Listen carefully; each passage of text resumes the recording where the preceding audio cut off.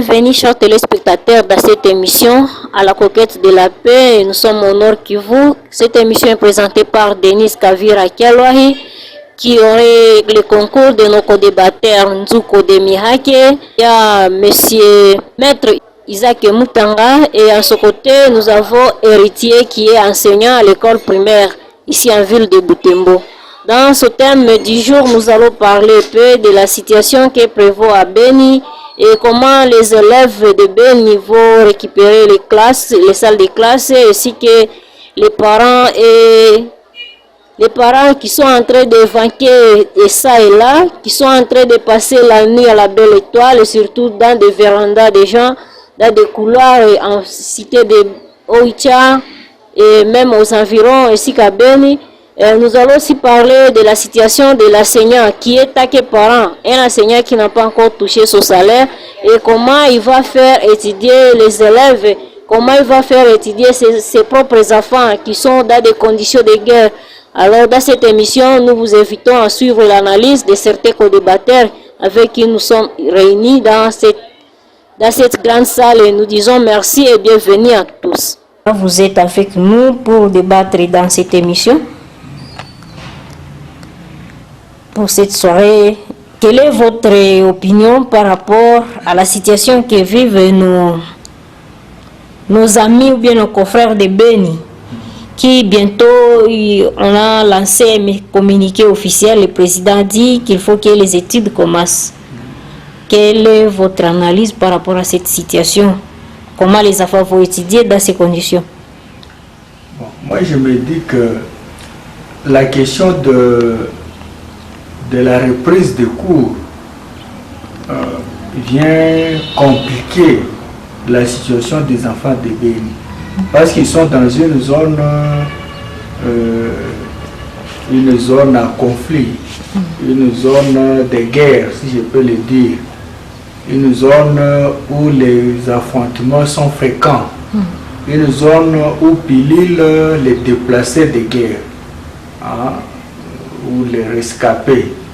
Alors, moi je me dis, c'est par exemple au niveau de Oicha, donc en territoire de Beni, il y a des familles qui occupent les salles de classe. Ces familles-là, est-ce qu'on a déjà préparé un autre endroit où elles seront logées? Voilà tant de questions qui démontrent que au regard de la complexité des problèmes de Beni, le gouvernement semble ne fournir aucun effort pour pouvoir y trouver des solutions idoines.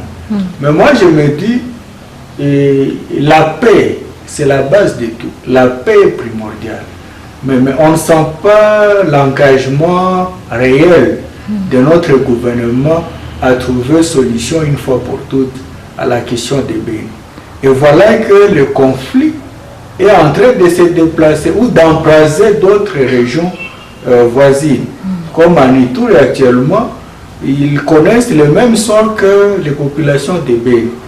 Égorger les gens qui n'ont rien fait est devenu monnaie courante aussi au niveau de l'Ituri. Merci pour la question. Par rapport à la rentrée des classes pour ce 3 août, c'est vraiment compliqué pour les enfants de Beni. Parce que les enfants de Beni ont une mauvaise chance de vivre sur une entité, comme je peux appeler entre guillemets, zone rouge. Et cette zone rouge, c'est depuis 35 ans. Parce qu'avec les mouvements ougandais, Nauru, l'armée nationale pour la libération de l'Ouganda, mais qui opère sur notre sol. Nous sommes victimes de cette rébellion. Après cela, nous avons constaté aussi, depuis le 2 octobre 2014, les massacres ont commencé. Donc c'est 6 ans de souffrance encore une fois. Je vois aussi une sorte de ramification, une sorte de collaboration entre les groupes rebelles, qui dit Codeco, qui dit ADF Nalu, qui dit M23, qui se métamorphose, voit SNDP de Jules Tebusi Mutamba Tamba, M23 de Laurent Kunda, aujourd'hui leader Bertrand Bissimois. Vous voyez même les massacres dans les Sud Kivu. Je me dis, ce qui se passe à Beni, peut-être ça peut me sembler sur toute la région, la sous-région. Alors, pour la fin de Beni, je crois que nous pouvons soutenir notre armée. Nous avons une seule armée, ce sont les FARDC, qui peuvent nous aider pour éradiquer cette terrible rébellion. Et je peux aussi demander aux autorités scolaires de solliciter les aides des partenaires pour aider l'enfant de Beni. Parce que l'enfant de Beni, étudier dans des traumatismes, c'est encore plus grave. On doit les détraumatiser par des stratégies psychologiques et autre chose. Merci. Moi, la question de Beni, à mon avis, méritait.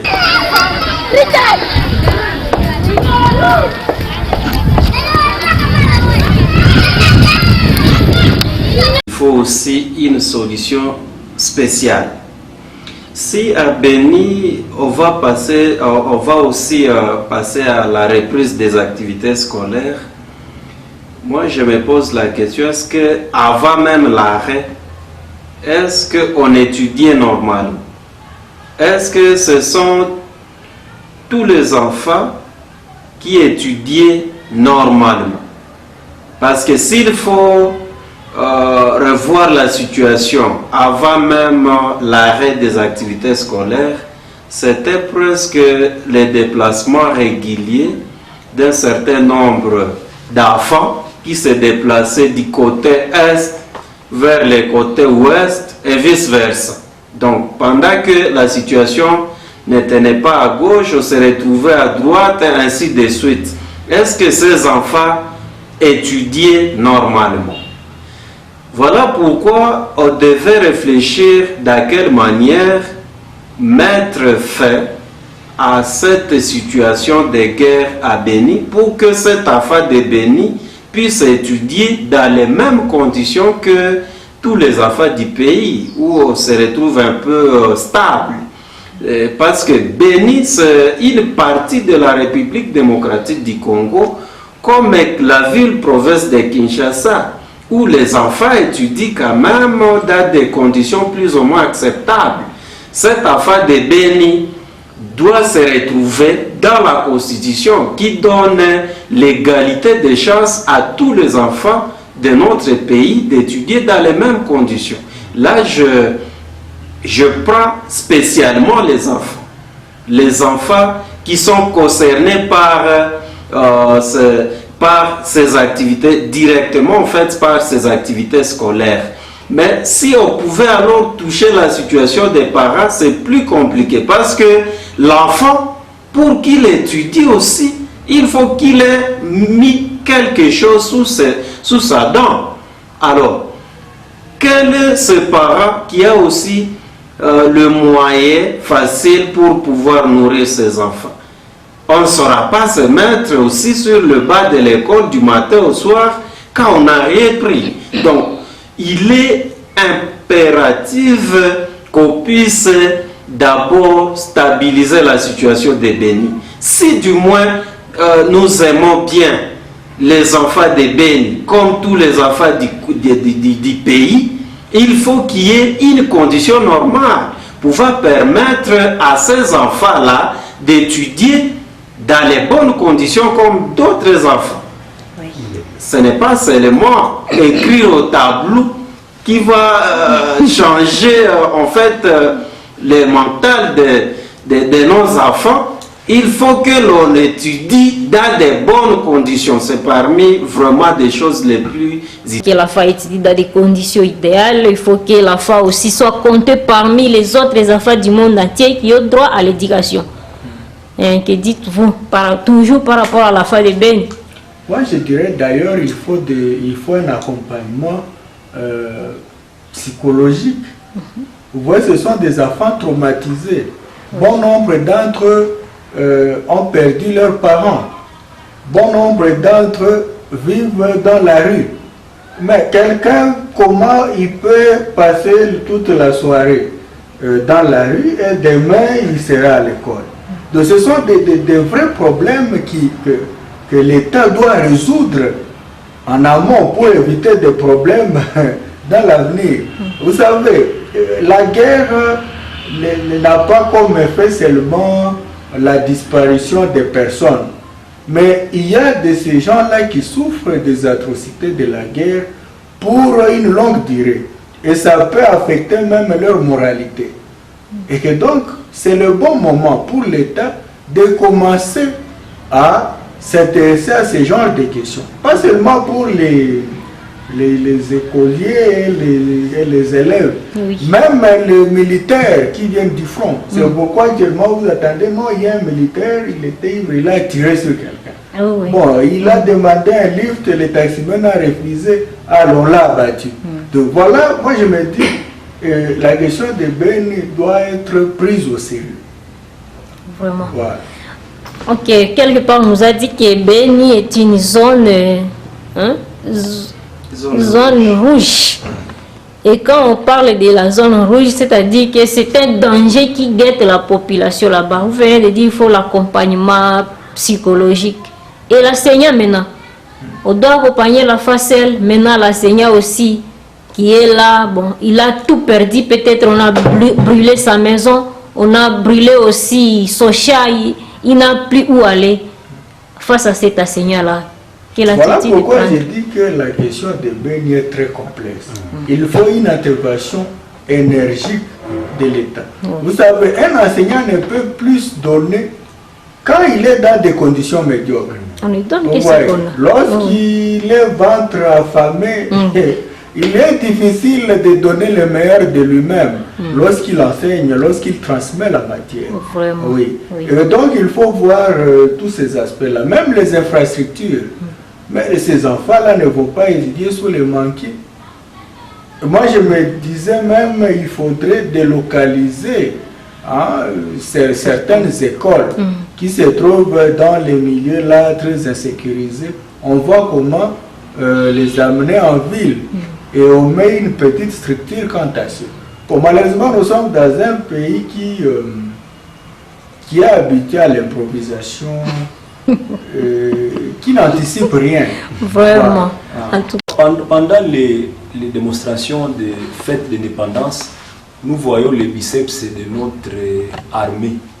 Démonstration des forces navales, démonstration des forces terrestres, forces aériennes. Mais je me dis, pourquoi pas mettre un accent particulier sur la situation de Beni. Par exemple, on va installer le quartier général de l'armée dans cette contrée. Même le président s'est installé pendant même 6 mois. Parce que Beni fait partie aussi de 146 territoires de notre République. L'autre élément, c'est par rapport à cette guerre que j'appelle guerre économico-minérale. Lorsque je vois la cartographie du territoire de Beni, je vois à côté le lac Édouard. Je vois l'exploitation dans l'avenir du pétrole. Je vois aussi le parc de Virunga. Il y a aussi le massif important de Rwenzori. L'ennemi se cache dans les Rwenzori depuis des années. Alors je me dis, Dieu nous a donné ça. Cette richesse est pour notre malheur, c'est pour notre bonheur. Et ce sont les questions que je me pose. En évoluant, je vois le territoire de Beni avec 8 députés dans le territoire de Beni et 2 députés en ville de Beni. Je vois un sénateur, je vais même citer son nom sur ce plateau, c'est Baumbilia. Je vois les grands notables de Beni, c'est Mboussa Nyamwisi Antipas. Est-ce que s'il y avait un dialogue entre ces grands, entre ces leaders, avec les hommes de Dieu, avec l'État congolais, ça pouvait nous aider même avant la rentrée scolaire. Je serais l'homme le plus malheureux si par exemple l'ennemi attaquait les écoles, alors qu'on devrait les sécuriser juste avant même toute chose. Vraiment. On lance vraiment un communiqué officiel que tout le monde revient à l'école. Exactement. L'autre a parlé il faut anticiper. Mais il ne faut pas être surpris comme avant-hier on nous a parlé qu'on a attaqué, l'armée est entrée dans l'embuscade. Là tout le monde est étonné. Alors qu'on devrait anticiper, même c'est une honte lorsqu'on nous dit que bon voilà, l'ennemi a commencé l'opération dans les Niragongo, l'M23, recommence. Mais là, il faut frapper tout simplement. On a besoin de résultats palpables. On a éliminé M23. On a éradiqué ADF, ils ne sont plus là. Mais on vous a dit Bundibujo, Ouganda, ils passent par là. On vous a parlé de cacao, guerre de cacao. Mais on a tout dit. Seulement la volonté peut-être qui manque. Merci beaucoup. Oui, à cette question, moi, je pense qu'on devait d'abord se mobiliser pour mettre fin à la guerre. Parce qu'on ne peut pas étudier pendant qu'il y a des bruits de bottes.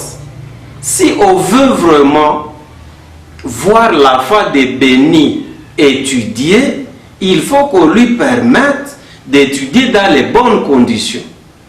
Moi, je ne pense pas que si on veut mettre beaucoup plus d'efforts pour la situation de Béni, je ne vois pas que cela prenne aussi un grand moment, comme 6 ans. Aujourd'hui, on est vers, je ne sais pas, quantième année, 7e année à peu près. Ben, on se dit, mais jusque quand cette guerre prendra fin? Même si on nous a toujours dit qu'on connaît quand la guerre commence, mais on ne connaît pas quand ça se termine, mais on a besoin quand même que ça se termine si vite. Parce que les gens sont en train de mourir. Les gens sont en train de perdre plusieurs chasses. Voilà que les enfants de Béni vont étudier, si du moins ils vont les faire dans des conditions les plus précaires.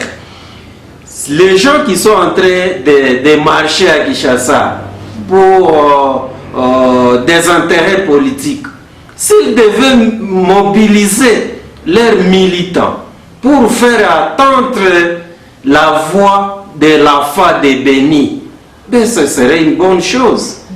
Et il faudrait qu'ils nous écoutent à ce moment, comme ils sont en train de se mobiliser pour des questions politiques. Moi, je crois que c'est une priorité pour eux. Même si peut-être nombreux d'entre eux ne connaissent même pas Béni et ils se disent nous nous battons pour l'intérêt de la RDC. Et ils doivent savoir que la RDC, c'est une partie disons, je voulais dire que Béni, c'est une partie de la RDC qui doit aussi être vu de la même façon que d'autres contrées de la République. Moi, je suis au moins de ceux-là qui connaissent un peu le territoire de Béni. Le territoire de Béni n'avait pas encore jusque-là connu de guerre. Je sais que c'est une surprise pour les enfants de Béni. On s'y attendait le moins. Et comme il y a guerre, je crois qu'on doit d'abord passer par détraumatiser ces enfants. Imaginez quelqu'un qui a été décapité dans la même maison. Et cet enfant, on l'amène à l'école dans des conditions comme les autres qui n'avaient jamais connu de tels événements, ne pensaient pas qu'ils vont suivre la matière de la même manière. Il y aura quelque chose de différent entre cet enfant qui a connu la guerre et cet autre qui vit quand même, qui mène une vie plus ou moins acceptable. Si on veut vraiment aider la foi de Béni, je sais qu'avec la gratuité qu'on a si prônée, c'est une bonne chose, mais il faut permettre à ce que cette gratuité puisse être au bénéfice de tous les enfants de la RDC, notamment nos petits frères et nos frères qui sont à Béni. Et c'est ce qu'on veut avoir comme mesure spéciale pour la foi de Béni. Mais si on prenait les enfants dans les mêmes sacs, ben on peut se dire que cette gratuité risque de ne pas être au bénéfice des enfants de Béni. Cela pouvait être peut-être au bénéfice d'autres enfants qui sont ailleurs, alors qu'ils sont tous Congolais, ils doivent jouir des mêmes droits. Vraiment, merci. Mon ami Chité, c'est par rapport à ces services que nous voyons ici à Boutemoubé, à Béni, même ailleurs, les services de gardiennage. Là, c'est lorsqu'il y a des frics, des moyens, ils sont là, ils gardent nos maisons, ils gardent nos parcelles. Mais à Béni, moi je croyais qu'il fallait aussi placer des services d'alerte. Par exemple, l'armée congolaise, mais l'État congolais, façonne des jeunes, les renseignements non apparents. Parce qu'il y a aussi des services de renseignement qui se tapent là, parce que je suis l'agent de l'ANER. Il est tous les villages. Si on peut prendre par exemple des non apparents, il se cache dans des écoles. Par exemple, on prend 5 écoles à Tenambo et ailleurs là-bas. Les enfants étudient, mais avec les services d'alerte autour des écoles. Là, on pouvait sécuriser nos enfants. Et qu'ils soient bien payés, ces services-là d'alerte. Malheureusement, lorsqu'il y a, je m'excuse vraiment, lorsqu'il y a des moyens comme il y aura, le travail là, par exemple, maladie à virus Ebola, Corona, c'est là où il y a des alertes. Alors qu'on devrait aussi avoir des alertes même dans la sécurité pour aider les enfants ici et là. C'est ce que je voulais ajouter par rapport au propos de mon ami. Vraiment, merci beaucoup. J'aimerais rebondir là où mon frère Nzouko a parlé du renseignement. Oui, à vrai dire, si le renseignement est faible, il est presque impossible qu'une armée puisse l'emporter sur l'ennemi. Oui. Et chez nous ici, les renseignements semblent plus avoir des tâches quand il s'agit des conflits individuels, de problèmes de grossesse et consorts, alors que les vraies questions, les vrais problèmes les attendent. Ouais. Et tout tourne autour des moyens. Bon. Moi, quand j'essaie d'analyser la question de Béni, je sens que pour notre gouvernement, c'est un petit problème, une mince affaire. Donc pour eux, ce n'est pas quelque chose qui doit vraiment préoccuper les gouvernants. Alors qu'ailleurs, dans des pays qui se respectent, comme aux États-Unis ou en France, si un seul Français, un seul Américain est enlevé, par exemple, dans nos pays ici, ou de l'Afrique du Nord au Sahel ou en Asie, ils se mobilisent. Ils sont en alerte. Et ils veulent l'arracher à tout prix. Mais chez nous, des voyous, drogués qu'on ne connaît pas, viennent, ils égorgent comme ils veulent nos concitoyens, pas même un mot du chef de l'État, pas un mot du Premier ministre, pas un mot du ministre de la Défense. Tout le monde reste calme. Bon, demain, on va encore au boulot et tout. Bon. Et quelques jeunes criant ici et là, bon, ça passe. Après demain, même chose. Alors moi, je me demande, bon, est-ce que les Congolais ont la même teneur de dignité que les Français ou l'Américain? Et je me dis, pour que nous soyons respectés dans le monde, il faut que nos gouvernants commencent par nous respecter. Dès lors qu'on touche un Congolais, qu'ils se sentent émus. C'est pourquoi même les forces de l'ordre commencent à s'amuser avec la vie des Congolais. Une petite manifestation, allez, on tire sur des citoyens. Et puis il n'y a pas de suite, on dit non, bon voilà, c'était l'état d'urgence, vous vous êtes permis de manifester. Oui, pendant l'état d'urgence, les libertés publiques sont suspendues. Mais cela ne donne pas pour autant aux policiers, aux forces de l'ordre, le pouvoir ou la latitude de tirer à volonté sur les gens. Vraiment, oui. Bon, chers journalistes, je constate avec les amis ici que les désordres au Congo, c'est les saluts pour les pays voisins. Parce que lorsque je vois les pays frontaliers, ils vivent à cause de notre désordre. Je donne l'exemple un peu banal. La ville de Butembo, nous avons nos parents entrepreneurs. Ces vieux sont capables même d'installer ici un grand aéroport. Vous quittez la Chine pour atterrir à Butembo. Mais ces investisseurs-là, congolais, on les a découragés par la guerre. Oui. Là, il y a perte de capitaux. Une excuse, nos amis, nos vieux, commencent à investir dans d'autres provinces parce qu'ils ont peur du bruit. Parce que l'autre disait, l'argent n'aime pas le bruit. Ça, c'est de un. De deux, est-ce que ces voisins-là qui vivent à cause de notre désordre ne peuvent pas fabriquer leurs collabos, même à Kinshasa, pourvu que nous puissions rester éternellement dans ces désordres ici?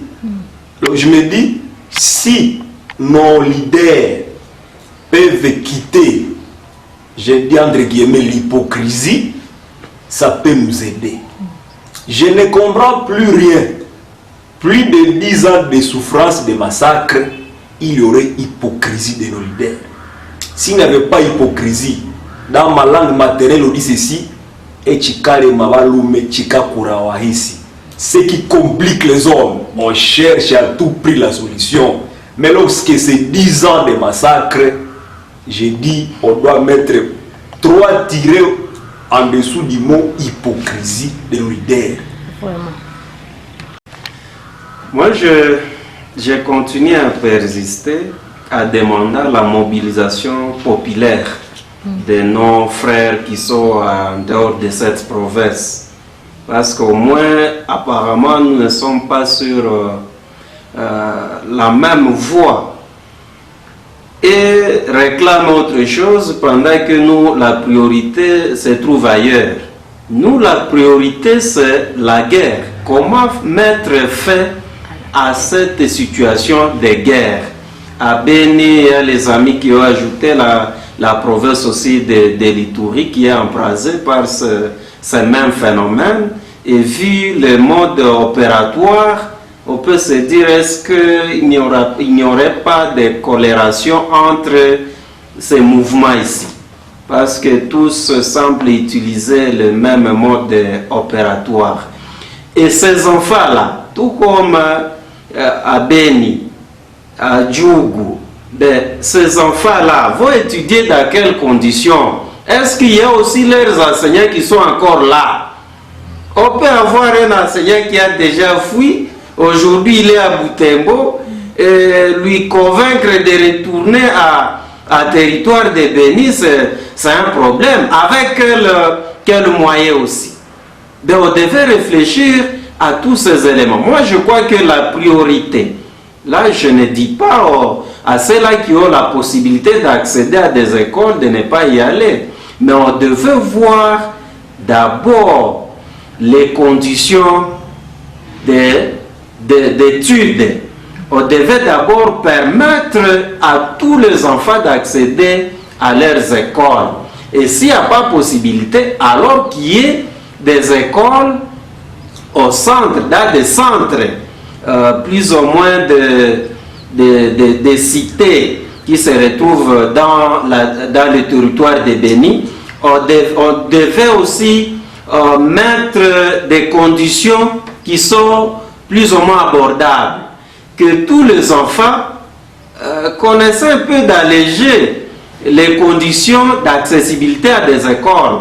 Là, il faut déjà aller à la guerre comme à la guerre et alléger en fait les conditions à tous les enfants. Parce qu'il y a aussi d'autres responsables des écoles qui peuvent aussi pénaliser certains enfants en mettant des conditions qui vont exclure d'autres enfants. Oui. Je peux donner l'exemple pour être un peu concret. Si on demandait à un enfant qui a fui brusquement, on lui demande un bulletin, par exemple, alors qu'il a fui, il ne sait même plus retourner chez lui à la maison, là c'est exclure automatiquement cet enfant du chemin de l'école. Là, c'est ce que je demande à ces responsables aussi des écoles de permettre à ceux-là qui ont la possibilité d'accéder à l'école d'y aller sans pour autant beaucoup plus de conditions. Parce qu'il faut vraiment permettre le minimum de se faire. Oui, mais la meilleure solution, c'était d'abord réfléchir comment mettre fin à la guerre pour qu'il y ait de meilleures conditions d'études pour tous les enfants. C'est leur droit comme tous les enfants du monde. Il n'y a pas des enfants spéciaux. Vraiment. Nous devons passer à 3 dialogues, selon moi. Le premier dialogue doit être le dialogue de nos consciences. Nous qui sommes fils du Grand Nord, Beni Lubero. Le deuxième dialogue, ça doit être le dialogue des leaders de la région. Le troisième dialogue, ça doit être un dialogue sans hypocrisie entre l'Ouganda, le Rwanda et la République démocratique du Congo. Ça, c'est là nous aurons nos désirs encore pour pleurnicher sur notre sol. Merci. Ok. Bon, moi je n'irai pas dans le sens du dialogue. Moi je me dis, ce que nous devons faire, nous devons être en mesure d'imposer la sécurité sur le territoire national. Dans la sphère internationale, si vous êtes faible, on vous piétine, on vous prend ce que vous avez. Et c'est ce que nous vivons. Vous voyez, avec la Zambie, l'Angola, nous sommes bousculés. Certains franchissent la frontière, il faut faire recours à l'arbitrage international, ainsi de suite.